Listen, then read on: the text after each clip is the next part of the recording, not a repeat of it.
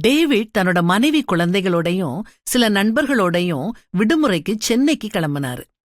அவருடைய மூத்த பையனுக்கு 16 வயசு, 2வது பையனுக்கு 13 வயசு. அவரோட 2வது பையன் குட்டையா சின்ன பையனா இருந்தான். அவனுக்கு 10 வயசுனா நம்பலாம். டேவிட் அவனுக்கு முழு டிக்கெட் எடுத்திருந்தாரு. டேவிடோட நண்பர் டேவிட் கிட்ட சொன்னாரு, ஏன்பா இவனுக்கு முழு டிக்கெட் எடுத்திருக்க, பேசாம அரை டிக்கெட்டே எடுத்திருக்கலாம், பணத்தையும் மிச்சப்படுத்தி இருக்கலாம், இப்படி விவரம் தெரியாதவனா இருக்கியேன்னாரு.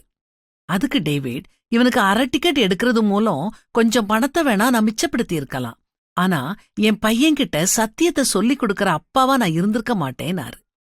இது ரொம்ப உண்மைங்க.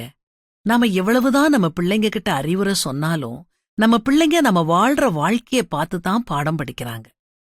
நாம நம்ம பிள்ளைங்க கிட்ட அதைச் செய் இதைச் செய்யாதன்னு எத்தனையோ விஷயங்களை பத்தி சொல்லலாம். அதெல்லாம் அவங்க உள் மனசுக்குள்ள போய் சேரவே சேராது. ஆனா நாம செய்யறதையெல்லாம் அவங்க உன்னிப்பா கவனிச்சுக்கிட்டே இருப்பாங்க. அதுதான் அவங்கள அதிகமா பாதிக்கும். ஆமாங்க, நம்முடைய பிள்ளைங்க நம்மள கவனிச்சுக்கிட்டே இருக்காங்க. ஜாக்கிரதை உள்ளவங்களா இருப்போம். நாம நன்மை செஞ்சு ஒரு முன்மாதிரியா வாழணும்னு வேதமும் நமக்கு அறிவுறுத்துது.